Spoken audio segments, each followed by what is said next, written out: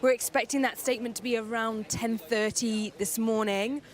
We then expect Rishi Sunak to travel to Buckingham Palace to formally tender his resignation to the King. Then we expect Keir Starmer, our new Prime Minister, to have that kind of formal audience with the King. The King will ask him to form a government, and then he will be driven down the Mall to here, Downing Street, before he makes a statement as the first statement as the new Prime Minister of the UK, before meeting his team, but also appointing his cabinet. And it'll be interesting to see who he has in his cabinet, how much kind of shuffle and churn there will be. We know, for instance, Jonathan Ashworth was his shadow paymaster general, who lost his seat overnight. So we could see some interesting moves and shakes when it comes to the new cabinet under Keir Starmer. But that's the timeline. I think what's important to remember is we were talking about that Ming Vase approach, weren't we, for the Labour Party? And it appears that actually the Labour Party have succeeded in carrying that Ming Vase all the way to 10 Downing Street without making a mess, without smashing it. And as you say, there are some interesting polling results coming out overnight, Perry Barr, for instance. So Labour will have to do some analysis on where they've got wrong, essentially, in some of those seats they've lost. But nonetheless, it is a stonking majority. Keir Starmer is our next Prime Minister. And he was talking about hope this morning, trying to bring some hope, positivity and sunlight into politics after what he would say would be a dark 14 years. So all to wait for, this morning in Downing Street. And Sky News will be bringing you all the twists and turns. As soon as we have any updates from Downing Street, we'll bring it straight to you, Sophie. We'll be going straight back to you as well as soon as there's any movement behind that door. Mari, thank you very much indeed. Right, let's talk to our panel now, shall we? Ben Bradshaw is here for the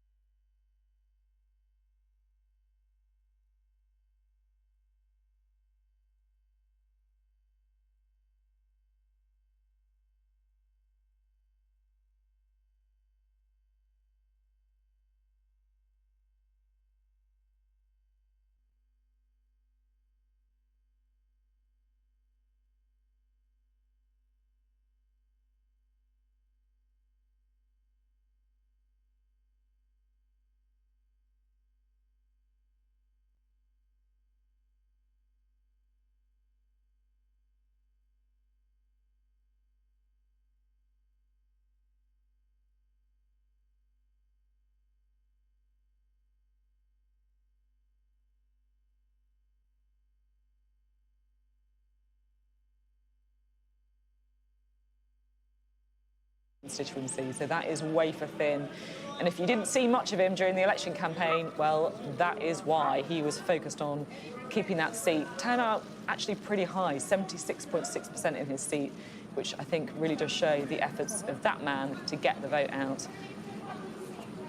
He's there, of course, with his family, with his wife, with his 3 children, leaving their home in number 11. You can see there the dog as well. Got to get the dog in shot too. I love it. And I mean, Sam, you'd allow Jeremy Hunt a little bit of a victory lap, I guess, after keeping hold of that seat. He was written off by everyone, but he basically ducked out of the campaign nationally to fight his seat and managed to hang on. And so I think he deserves this moment in the sun, or the rain, as it is, as he and his family get in the car. But we look to what next for this man. Could he be, perhaps, a temporary leader? Or does he want to do something a little less high profile? Does he think his direction, a centrist conservative, a moderate conservative, is the right one for the party? And will he stand up and fight against a backdrop of other moderates like Damien Green losing their seat? I mean, he's had a crack at the leadership a couple of times before, hasn't he? But as you say, a kind of caretaker role could be something else. Jeremy Hunt and his family there getting into that car, pulling out of Downing Street for the last time. It is a reminder, isn't it, Adam, of the transfer of power that we're seeing today. Such a historic day. Yeah, I think it's interesting. I can't remember ever having seen an outgoing Chancellor do that walk with the family down Downing Street. And I think that underlines that Jeremy Hunt, although he did say during the campaign that there were other things than politics, I think he is going to fight. I mean, he's going to fight for what he believes in, and he can say that he's got a mandate that a lot of others didn't get. Yeah, that's true. He won where people thought he wouldn't be able to remember doing all of those MRP polls with Sam during the election. He was a goner, according to those projections, but he hung on. He survived by just 891 votes. We can bring in our royal correspondent now, Rhiannon Mills, who is live at Buckingham Palace for us, because it's a historic day politically, but also it is a big day constitutionally as well. There are several formalities that have to be observed today. Rhiannon. I always think it is fascinating that this is one of those rare moments where we see our parliamentary democracy and our constitutional monarchy really working in tandem, because so much of the time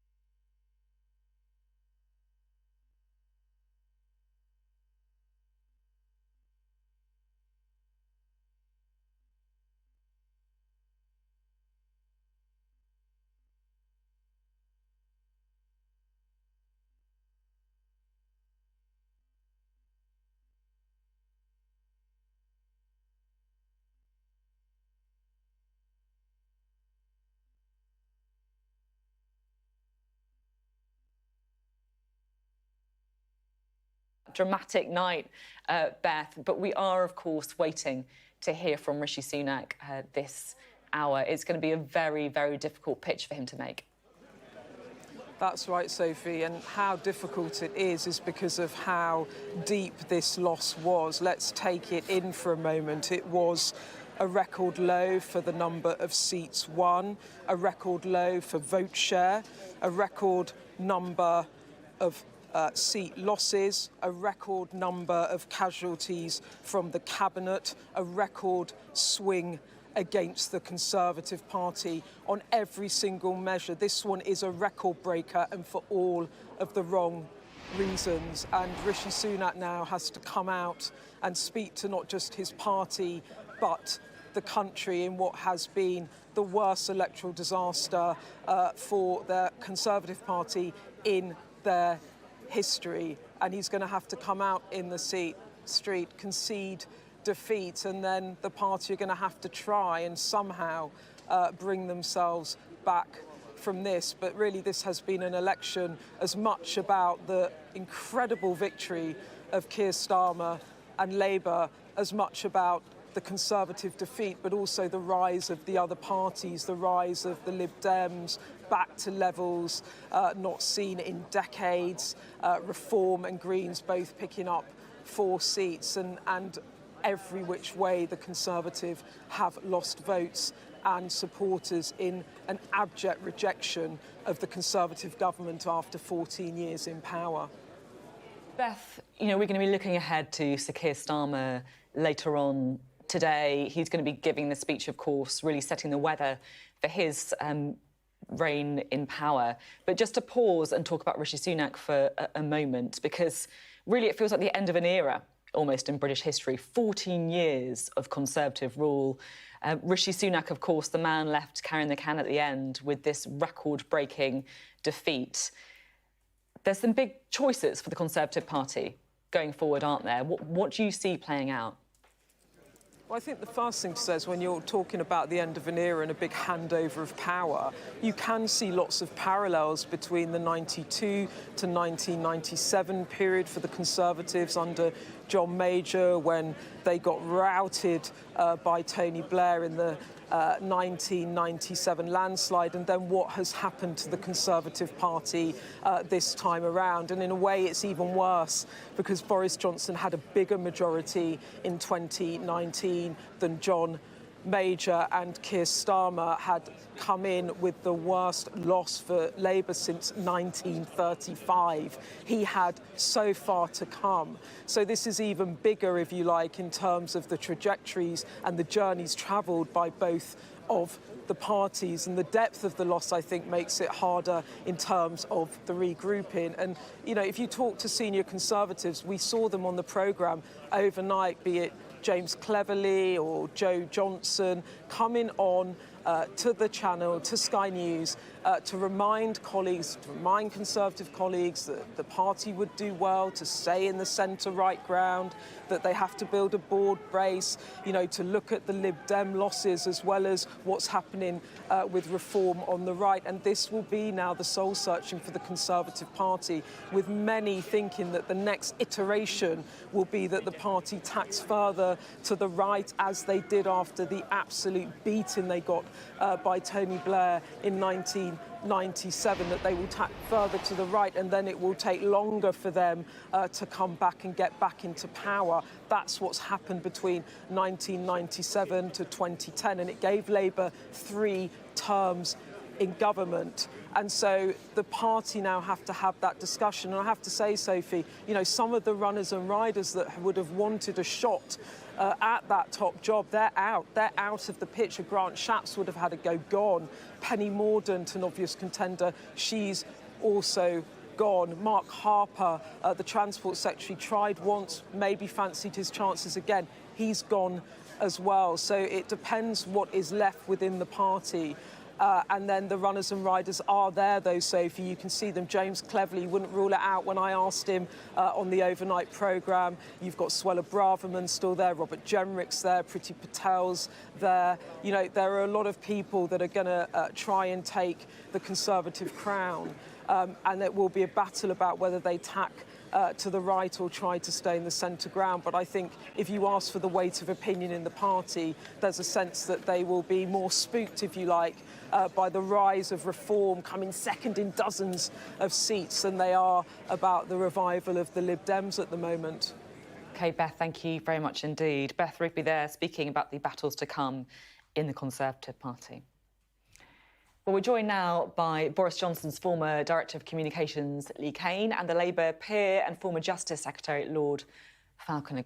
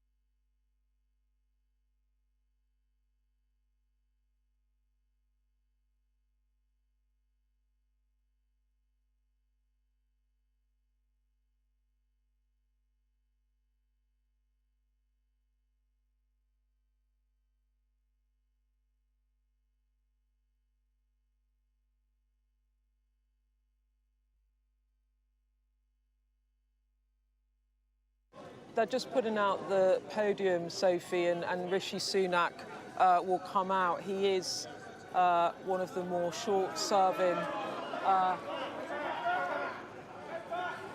You can hear all the photographers shouting because they're putting the podium in a position where I think it messes up their shots.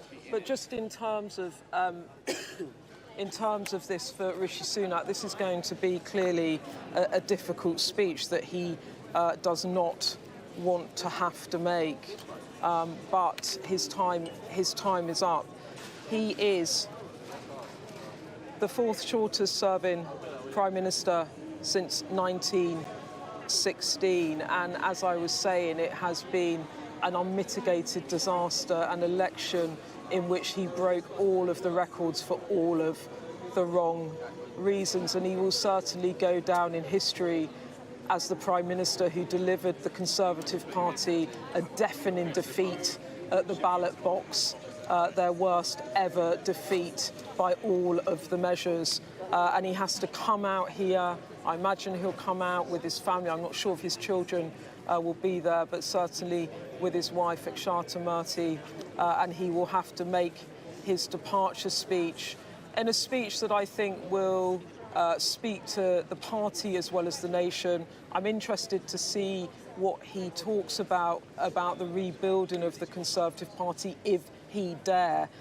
given how furious so many of his colleagues are about this performance coming in with just 130 seats. They've lost nearly 2/3 of the seats that Boris Johnson won in 2019. When that happened, the Boris Johnson victory, we all said he would potentially be in for another decade, and that did not come to pass. But Rishi Sunak, I would say, it isn't all on him, is it? It is a cacophony of failings of successive Conservative Prime Ministers that has led to him really carrying the can, not just for his 2.5 years of leadership, but what went before as well, be it Partygate, the Liz Truss mini-budget, failure to deliver on immigration, failure to deliver on levelling up, failing to deliver on cutting NHS waiting lists. I could go on. And the Conservative Party have been roundly rejected by a country that has voted in a Labour government with the second biggest majority ever.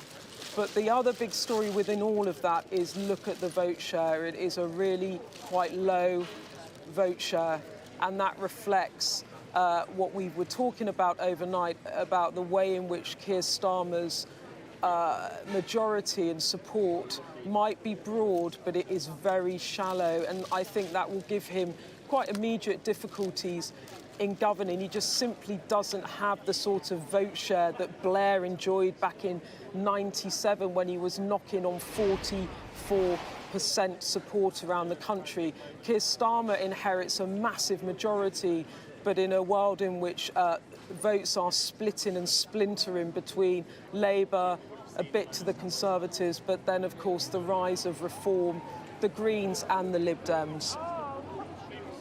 Just looking at pictures of the King entering Buckingham Palace, ready, of course, to meet with Rishi Sunak after he gives his final speech as Prime Minister, a speech during which he'll know, of course, that he's just entered the history books as the man who led Britain's most successful political party to its worst ever seat loss. He was Prime Minister for just 619 days, the fourth shortest premiership since the turn of the 20th century, ending 14 years of Conservative government, a truly historic day.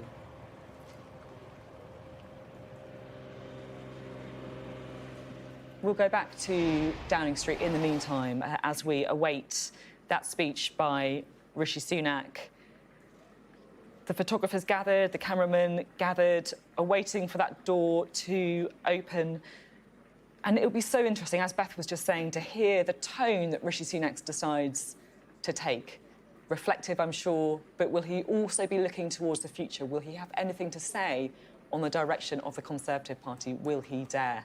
We'll find out soon. Beth Rigby is standing by. Beth. Yeah, and I think there's an expectation as well that while he will resign, that he does need to try and guide the party through the next weeks in terms of setting up a leadership contest. They don't have a chair of the 1922 committee. That's the backbench committee that organise these leadership contests. So I think there is a sense that some MPs think he should stay in situ and not cut and run. And actually, I was talking to one of his close advisors the other day, and they did say to me that should the Prime Minister not win this general election, that he would do the right thing and do a handover in an orderly fashion. But it is such a crushing defeat. And you have to remember that Rishi Sunak is a successful person. He was educated privately, he was head boy, he went and worked in a hedge fund, he made a lot of money, he became an MP quite recently, he became Prime Minister, he was Chancellor. Everything he's taken a tilt at, he has succeeded, and now he leaves Downing Street as the least successful Prime Minister at the ballot box that the Conservative Party, the oldest party, has ever seen, and that is going to be, I imagine, psychologically crushing for him. Psychologically crushing, and yet he's going to have to pick himself up. He's going to have to dust himself down after snatching, I'm sure, just the shortest of moments of calm, exit that door and talk to the nation. His gamble of calling the early election, failing in spectacular style, and now, of course, he is entering the history books for all of the wrong reasons. Beth, in many ways, it's a verdict on Rishi Sunak in the campaign that he ran badly, to be frank, but also, of course, it's a verdict of 14 years of Conservative government. Yes, Sophie, and I have to say, when I have been going around the country in this campaign, I didn't often find much love for Keir Starmer, and you can see it in his favourability ratings. He goes into Downing Street with lower favourability ratings than, say, someone like David Cameron and certainly Tony Blair. But what I also found was the country was united in their dislike for the Conservative government. Massively high unfavourability ratings for the Conservative government, a country united in thinking it was time for them to go, and they have voted them out in the starkest of terms. As I was saying earlier, a record low for the number of seats won, a record low vote share, record number of seat losses, record number of cabinet casualties. 11 cabinet ministers losing their jobs. It was 7 back in the 1997 drubbing for the Conservatives, and a record swing against them. And for a governing party, that defeat, that is very hard to bear. And I think the Conservative Party is going to feel shell-shocked today and wondering how on earth they even begin to rebuild, particularly when they now have on their shoulder a very, very restive Nigel Farage coming into Parliament with his 4 Reform MPs. It's going to be a very, very difficult and turbulent period for the Conservative Party as they try to pick themselves up. But look, Sophie, these handovers of power, they happen in these cycles, don't they? 1979, we had Margaret Thatcher. 18 years later, 97, Tony Blair. 13 years later, 2010, David Cameron, and now 14 years later, we have a Labour leader in Keir Starmer, only the 4th man to ever win from opposition. There was 7th Labour Prime Minister, but he is the only other man actually that has won from opposition in the past half century, of course, was Tony Blair, who won 3 general elections on the bounce, and now Keir Starmer really can lay claim with this to potentially become as consequential a Prime Minister as Attlee, Thatcher or Blair if he uses the majority and he governs wisely. But for Rishi Sunak, this has ended in failure. And you could argue, did he really ever have a chance? The polls never moved, Sophie. He came in, he stabilised a bit after the Truss debacle, but the polls never really closed. The public never really got on with him. He made those pledges, you remember them, at the beginning of 2023. He failed on the majority of them. And then he asked the country to stick with him and stick with the plan, and told them the plan was working when they saw waiting lists rising, the small boats still coming, and immigration going up. And they decided it was time to turn the page on a Conservative government that had broken promise after promise after promise. When you put it like that, Beth, it does really look like a record or failure, doesn't it? And so it came in the election. Just 6.7 million votes for the Conservatives in 2024. To put that in context, that is actually fewer votes than the Lib Dems won in 2010. So a resounding loss, going down in the history books for the man behind that door, Rishi Sunak, who very shortly is going to have to come out and face the music. Beth, do you think we should expect Rishi Sunak to resign? Do you think there'll be pressure on him to, I guess, stay on a little bit while the Conservative Party grapples with where it should go next? Yeah, I think that there's an expectation with the MPs I've spoken to that they think that he shouldn't just cut and run, that actually he needs to stay in situ so that they can organise themselves and get ready for this leadership contest. Their party conference is right at the end of September, the last weekend in September, and some people have suggested to me overnight that it might be that they run a contest and then they pick a new leader at the end of September. But, you know, the party is in free fall. They have lost, well, how many MPs? They've lost hundreds of colleagues. They've lost really senior people. They are, you know, a rump of what they once were. And so they do need to regroup. And I imagine that there will be an expectation that Rishi Sunak further destabilising, given what he has caused, would not be welcome. It was interesting, Brandon Lewis, the former party chair, cabinet minister in various positions, on our overnight programme last night was talking about the grave error the Prime Minister had made in calling that election early. He thought it was a miscalculation. He said it didn't make sense that you would call it when you had a couple of hundred seats where you didn't even have a candidate. I think there is a lot of internal anger at the way in which Rishi Sunak ran the campaign, called the election, but more than that, the way he governed.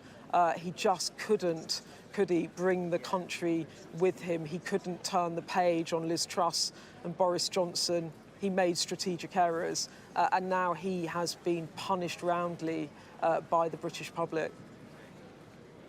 I just noticed that the official No10 Downing Street Twitter page has described this as a resignation speech. They're saying, watch live, Prime Minister Rishi Sunak delivers his resignation speech. Whether or not that's just a junior person managing that account, I couldn't tell you, but we will find out very soon, won't we, what Rishi Sunak has to say. I'm sure it's a speech he didn't want to give. As you were saying, Beth, it really is hard to overemphasise just what a loss this was, a catastrophic loss for the party, a party that's never dropped below 30% of the vote share in a general election, and now on 23.7% of the vote. 23.7%. Take that in. That is astonishing. Boris Johnson won 43.6% of the vote but 5 years ago. Tony Blair won 43.2% vote share in 1997.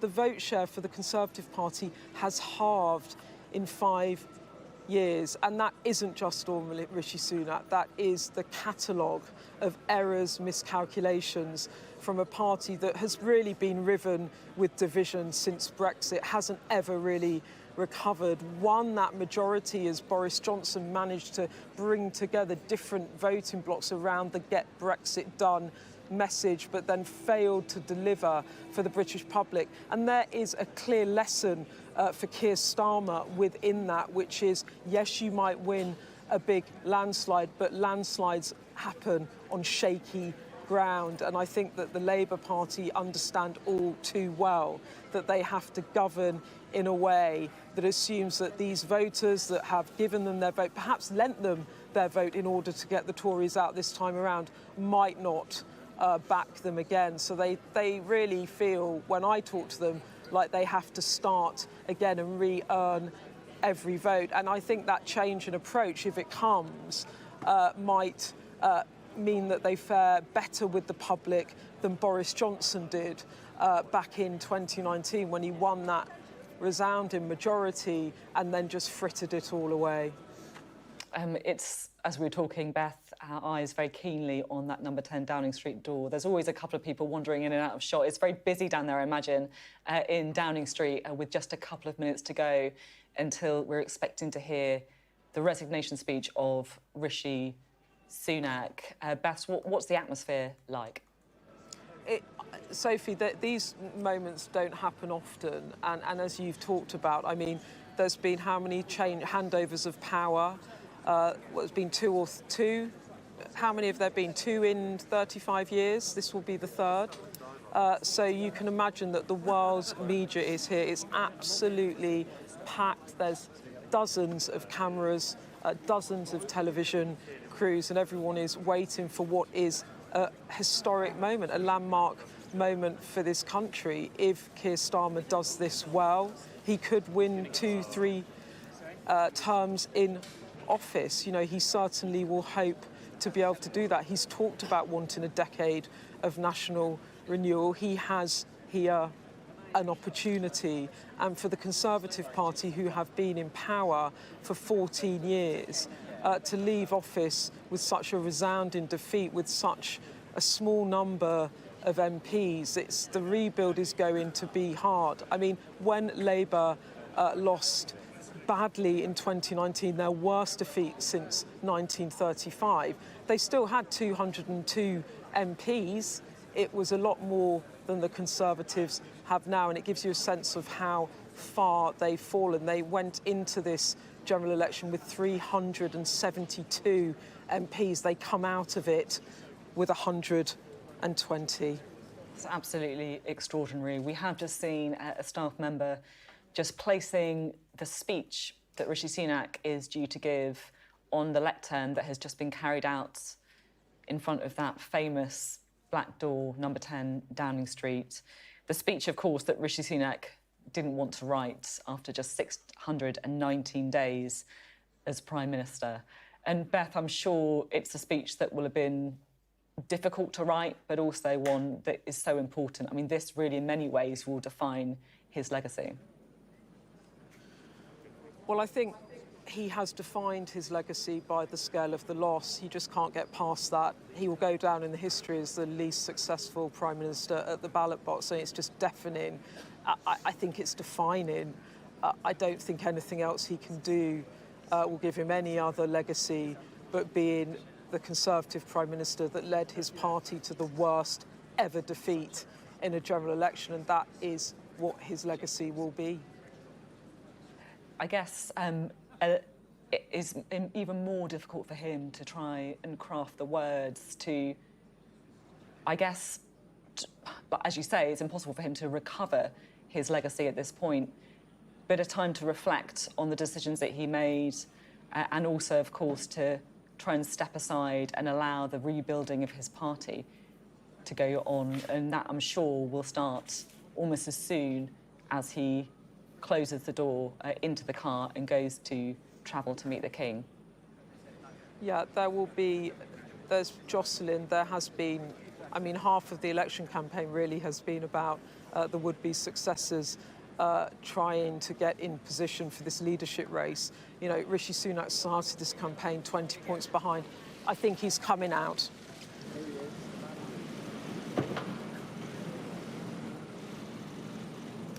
Good morning. I will shortly be seeing His Majesty the King to offer my resignation as Prime Minister. To the country, I would like to say first and foremost, I am sorry. I have given this job my all, but you have sent a clear signal that the government of the United Kingdom must change, and yours is the only judgment that matters. I have heard your anger, your disappointment, and I take responsibility for this loss. To all the Conservative candidates and campaigners who worked tirelessly but without success, I am sorry that we could not deliver what your efforts deserved. It pains me to think how many good colleagues who contributed so much to their communities and our country will now no longer sit in the House of Commons. I thank them for their hard work and their service. Following this result, I will step down as party leader, not immediately, but once the formal arrangements for selecting my successor are in place. It is important that after 14 years in government, the Conservative Party rebuilds, but also that it takes up its crucial role in opposition professionally and effectively. When I first stood here as your Prime Minister, I told you the most important task I had was to return stability to our economy. Inflation is back to target, mortgage rates are falling, and growth has returned. We have enhanced our standing in the world, rebuilding relations with allies, leading global efforts to support Ukraine, and becoming the home of a new generation of transformative technologies. And our United Kingdom is stronger too, with the Windsor Framework, devolution restored in Northern Ireland, and our union strengthened. I'm proud of those achievements.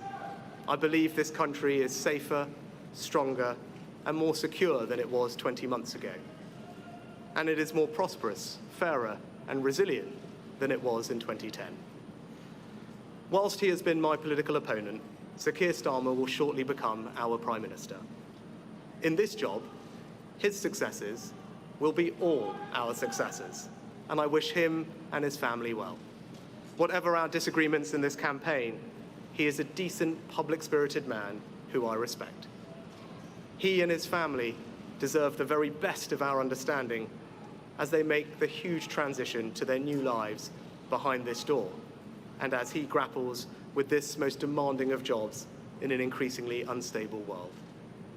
I'd like to thank my colleagues, my cabinet, the civil service, especially here in Downing Street, the team at Chequers, my staff, CCHQ, but most of all, I'd like to express my gratitude to my wife Akshata and our beautiful daughters.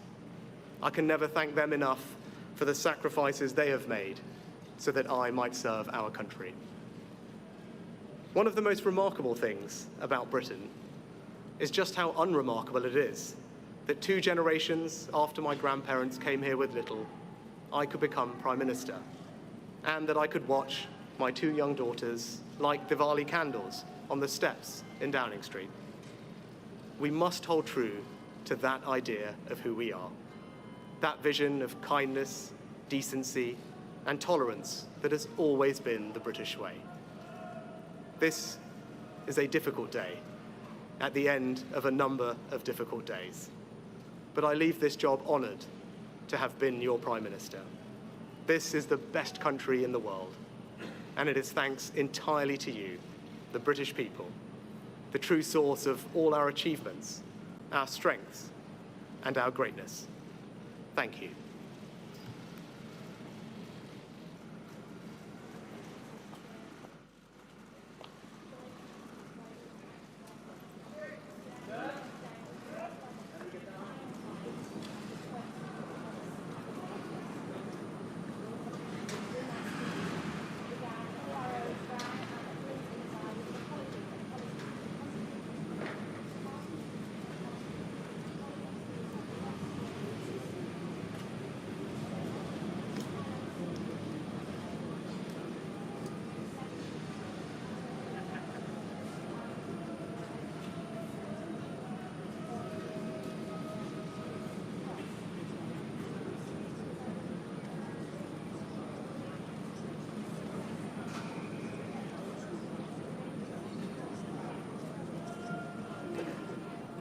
I've heard your anger.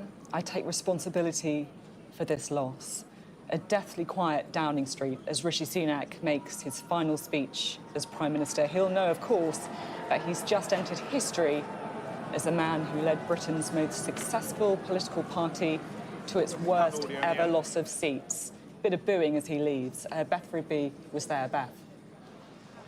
Yes, he said a difficult day at the end of a number of difficult days, a hint there about the struggles he has had in this campaign. A moving moment when he thanked his wife, Akshata, and their beautiful daughters, and she flinched a little, looked quite emotional. But that, a speech from the Prime Minister, or former Prime Minister, as he goes to the palace to resign, full of emotion and decency, actually, praising Starmer as a decent, public-spirited man who he respects, apologising to the country, I am sorry, and apologising to his colleagues. He said he will step down as party leader, but not immediately once the formal arrangements for selecting his successor is in place. He spoke of some of his personal achievements in his 20 months as Prime Minister, saying that he had left the country safer, stronger and more secure than when he had entered office, running through some of the economic achievements that he counts as his: halving inflation, interest rates falling, building relationships with allies, but taking it on the chin, accepting responsibility, offering a hand to Keir Starmer and urging the country to get behind Keir Starmer, saying his success is everyone's success. And really, that speech for me was Rishi Sunak as I knew him at the beginning, when he came onto the steps of Downing Street and said he wanted to lead a government of integrity, professionalism. He wanted to do that, and he's been battered around in this campaign.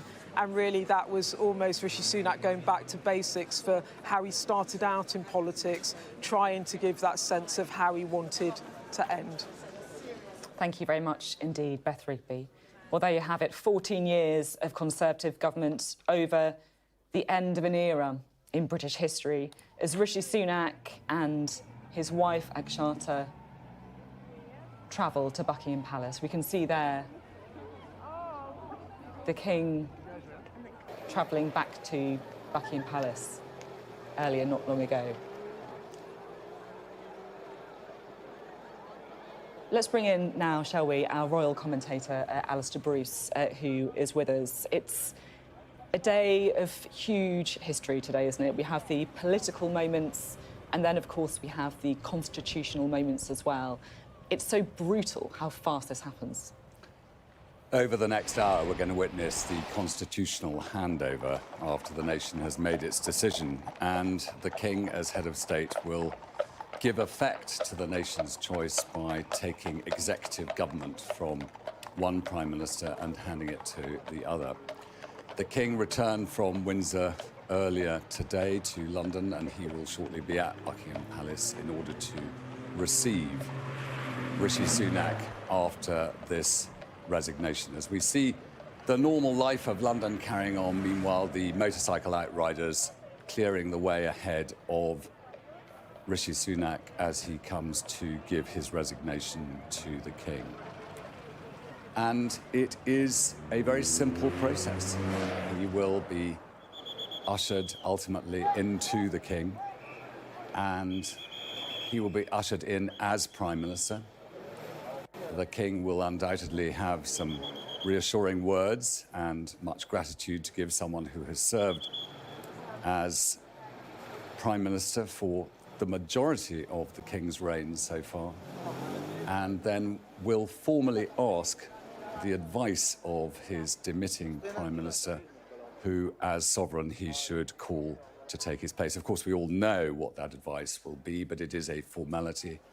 And then the King will invite the wife of the Prime Minister to come in, who, of course, received such a wonderful statement of thanks from the Prime Minister earlier on. But coming into the palace now is the King returning to be in place in order to be ready for the Prime Minister when he arrives.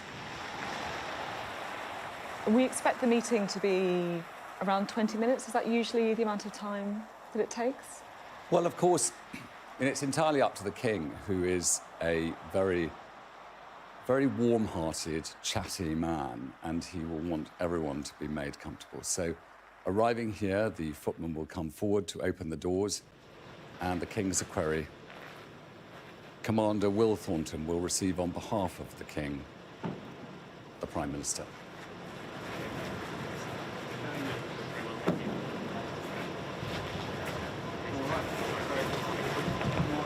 Hi, Clive. How are you? I've been eating plenty of sandwiches on the road, so Minister, and always.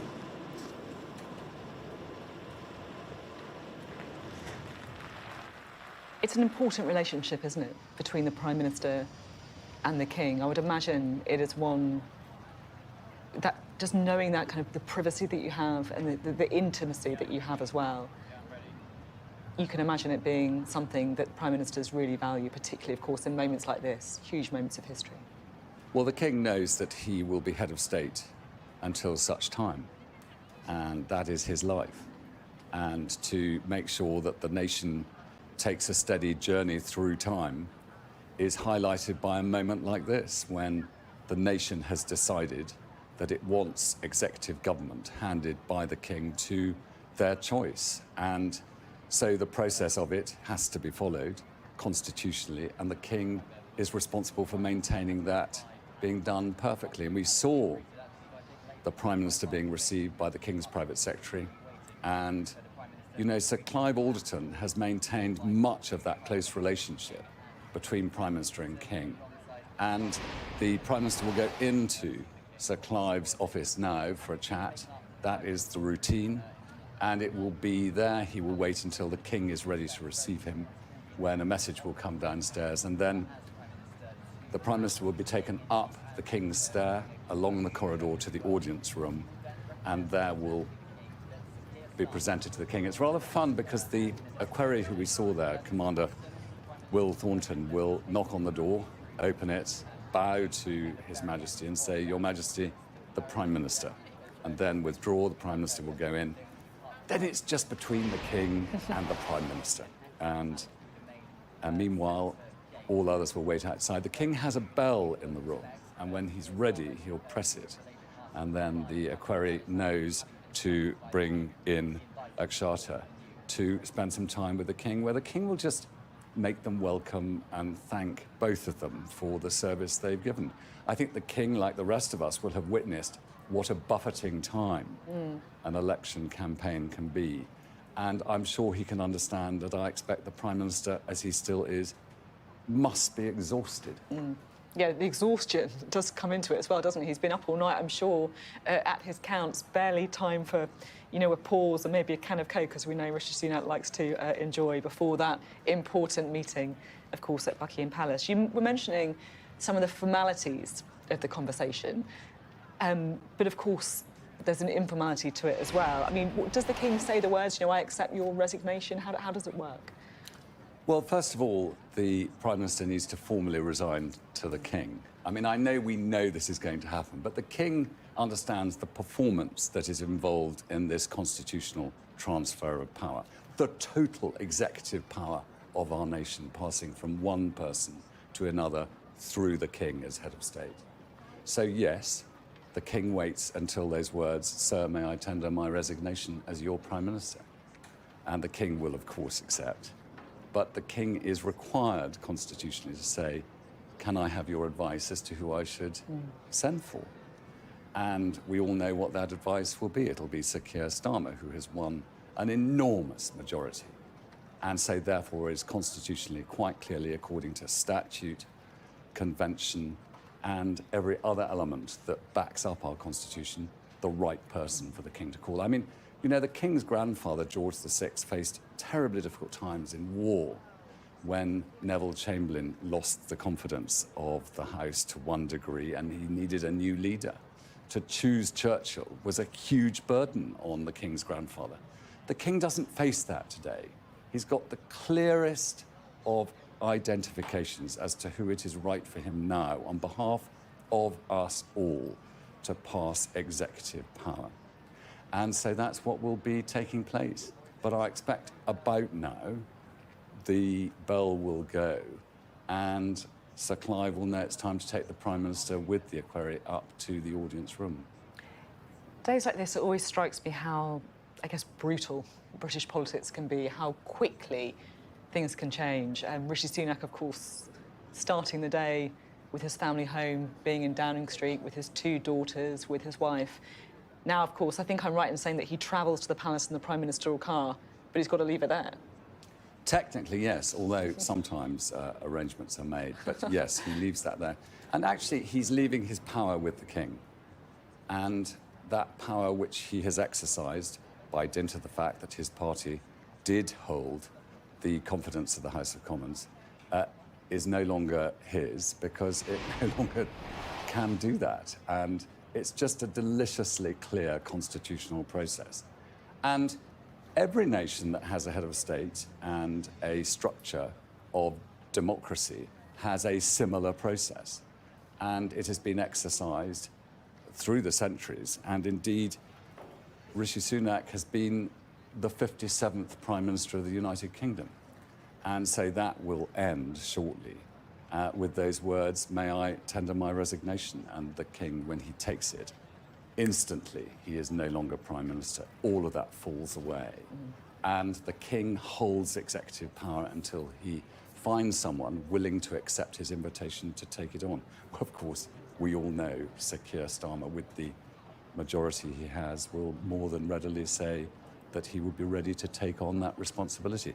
But we'll see that happen later on. But for Rishi Sunak, at the end of this long period of his party's position of leadership, where they took power initially from Elizabeth II and have carried it through to the reign of Charles III, it's all part of our tapestry of history, and the stitch that has been placed within that tapestry by Rishi Sunak has now threaded back through the cloth and is coming to its end. It's a beautiful way of putting it. Rishi Sunak's stitch in the tapestry of history, just 619 days as Prime Minister, but still, of course, a mark in that tapestry as well. And of course, this is a role, I guess, that King Charles has been preparing for his whole life, but it's still relatively new to him. Yes, but he knows the structure of it, and he's witnessed his mother, although not personally, because these moments are very private between the King and the Prime Minister at the time.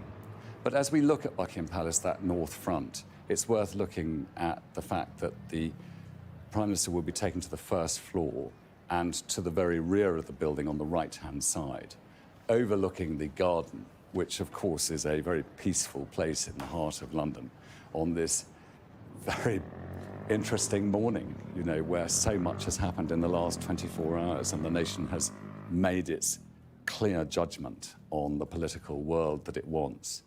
And in that very peaceful place, just as other prime ministers have in the past, you can think of all those who have come in to see previous monarchs to take on responsibilities at very difficult times. And I think that it would be fair to say, with the world as it is, the King, in the responsibility he has for the nation, will be passing on power from Rishi Sunak at a key time.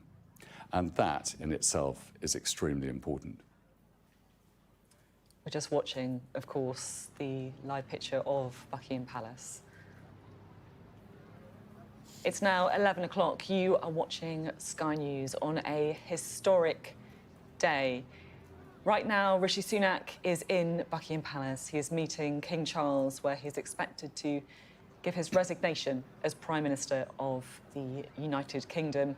We are about to witness a transfer of power with Sir Keir Starmer due to be appointed as the next Prime Minister of the United Kingdom after winning a record-breaking landslide at the election, ending 14 years of Conservative government and only the second change of power in 27 years. Rishi Sunak, of course, giving his resignation speech early this morning, saying, "I have heard your anger." He then drove straight to Buckingham Palace with his wife, Charter, to meet with the King. We saw the King arrive in Buckingham Palace earlier today. We're joined by our royal commentator, Alistair Bruce. His Majesty had come from Windsor earlier today and went straight to Clarence House, and here we see him going down the Mall a little earlier to Buckingham Palace, which you just see in the distance there. Very close together, those two places, and so for the King, he came earlier in order to be in position when he is ready and the outgoing Prime Minister was ready to receive the resignation. And it's the second time he's done that. We can hear the royal salute being played by the trumpeter as the King went in to Buckingham Palace a little earlier. You can see the crowds of people gathering to witness this historic moment, trying to get that perfect picture as well. The pictures that you're looking at now are from when Rishi Sunak first entered Buckingham Palace after making that short trip from No. 10 Downing Street, where he gave his resignation speech.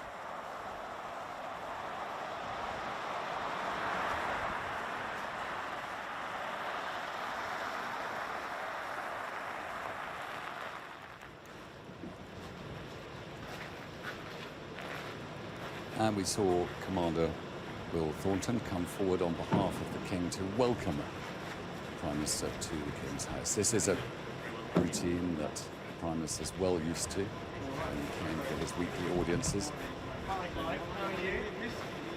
Charter on this occasion coming. It's very traditional to be welcomed to by the King's Private Secretary, Sir Clive Alderton, into the King's door. And it's literally inside that door where the staircase stands that will take the Prime Minister from the Private Secretary's office up to the King's floor, which is the first floor, the principal floor, and it's at the back of the palace overlooking the gardens where the equerry will have opened the door when the King gave the signal and said, "The Prime Minister, Your Majesty." And the last time that Rishi Sunak would hear those words referring to him. It's extraordinary, isn't it, the transfer of power? Historic. Only the second time it's happened in 27 years. Rishi Sunak conceding defeat at 4:42 a.m. this morning to the Labour Party in the landslide general election.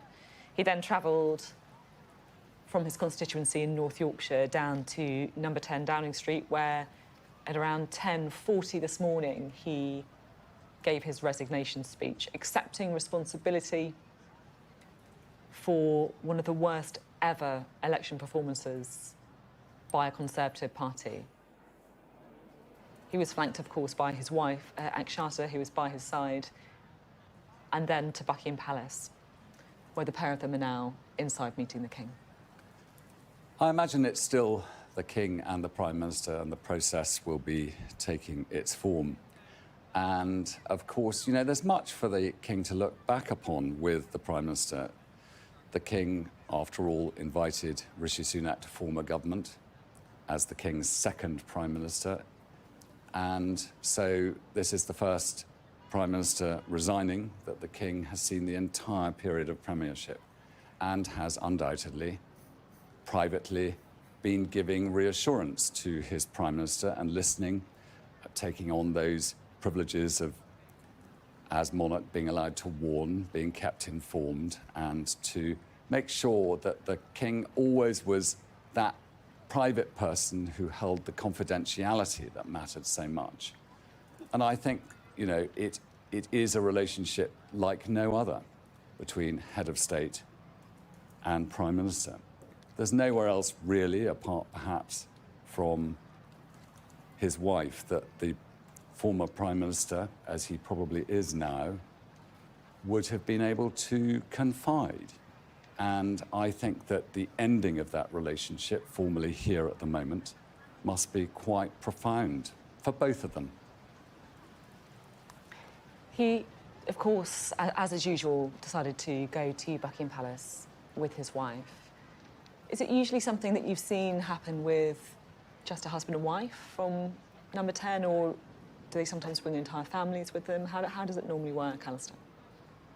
Well, the King will have invited Rishi Sunak to bring whomsoever he would wish, I'm sure, because, as I say, there is the formal meeting, which is private, between the Sovereign and the outgoing Prime Minister. But once that process is over and that pause arrives, then the King will press the buzzer and the equerry will bring in whomsoever the resigning Prime Minister has brought with them.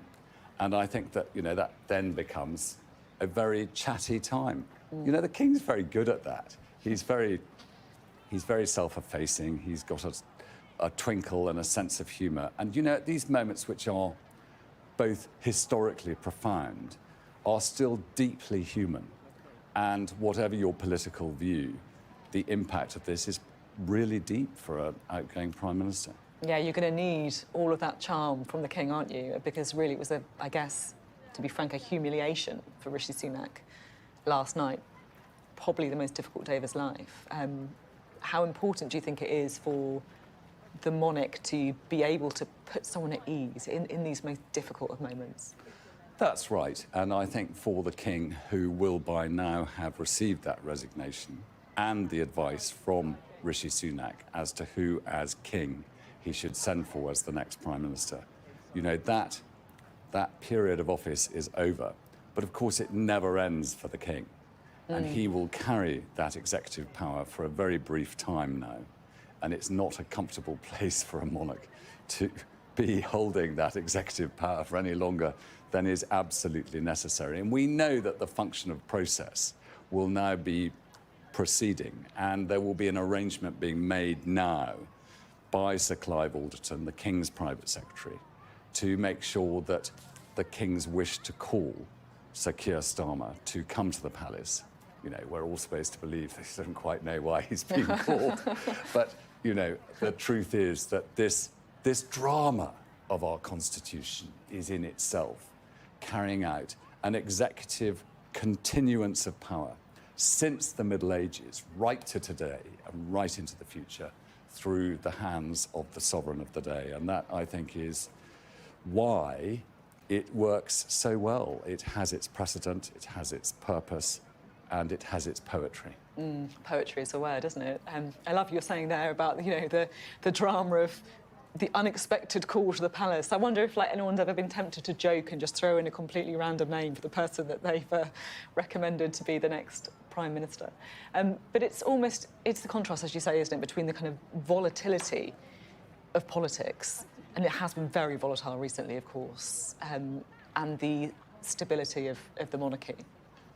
Well, the King, by his nature, stands as a sense of continuity and is there to make sure that the deep keel of the nation passes through the stormy waters with continuity. Oh, so is there anything symbolic that actually happens when we hear about kissing of rings or handing back of seals or documents of office? Is there actually any physical process? Interestingly, no. What happens is that there's just this conversation. There are no seals for the office of Prime Minister. The office of Prime Minister, as you know, is relatively new and emerged by custom rather than anything else.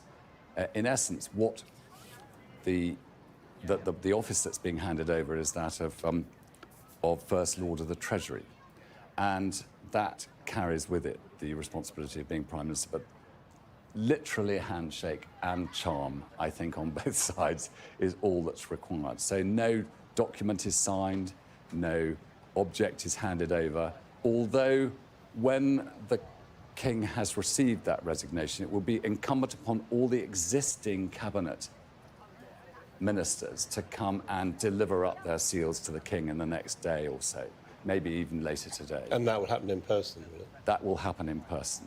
They will go to the King and they will each individually, all those cabinet ministers, including those who lost their seats, will go to the King and hand over their respective seals of office. And do the incomers then turn up and pick them up as well? Yes. So the first thing that would happen, of course, the King will invite Sir Keir Starmer to form a government. They may indeed, after that, have a conversation about who Sir Keir wants to appoint, because no one can be appointed a cabinet minister or a minister without the King's permission. Now, again, this is process, but it is one that is followed with immense courtesy. And then in due course, the King will receive each of those new ministers and deliver to them their seals of office. And from that point, they have power. And where does the Privy Council fit into all this? Well, the Privy Council, to a degree, runs that. But those who are not members of the Privy Council will have to be sworn. I'm going ahead of myself here, but assuming Sir Keir Starmer chooses to be a minister, somebody who is not yet a Privy Councillor, they will have to be sworn of the Privy Council in order to proceed to receive their seals of office. And Penny Mordaunt, who was President of the Council, no longer an MP, what happens to her? She still is Lord President of the Council, so she will need to deliver up her seal of office to the King as Lord President of the Council. And in due course, we will find out who the new Prime Minister chooses to appoint as Lord President. And he or she will then go and see the King and receive the seals of office at that time. So quite busy for the King, really. This is, some might say, all unnecessary. There are plenty of people out there I know who think this is all complete flummery. But you know, it's a process of, I suppose, a political pause as the Constitution takes its effect and makes sure that on all of our behalves, the sovereign passes power tidily from one administration to the next. You say a pause, but it's a brief pause. It's very brief indeed. Very brief indeed. But, you know, I think that the King is at the moment playing his part as the father of the nation and reassuring the Prime Minister who has just demitted office. We're just going to have another look at that journey, the final journey that Rishi Sunak will make as Prime Minister, holding the hand of his wife Charlotte after giving, I'm almost certain, the most difficult political speech of his life, as they make their way to the car and that journey to go and see the King. And then after that, I guess, the beginning of the rest of their lives, the final journey as Prime Minister. Where does power lie now, Alistair? The King is, of course, King, and he holds executive power. And if you think about it, even when the new Prime Minister is appointed, he is the King's Prime Minister, and the ministers will form His Majesty's government. So he is the guardian, as it were, of the power, but he passes it, because we have cabinet government, to the cabinet to exercise it on his behalf. I don't know how much people are aware, but the monarch never signs at the base of a document. A document that carries effect always has the signature at the base of the document of the Minister of the Crown, who takes responsibility for it, and the monarch signs at the top. And it's a sign that always the monarch, who constitutionally can do no wrong, if he gives effect to something, it's always following a Minister of the Crown who is answerable either at the dispatch box of the House of Commons or occasionally at the House of Lords for the decisions or the advice they've given the King. Their own decrees, they do sign at the bottom, right? That's slightly different. That is a proclamation.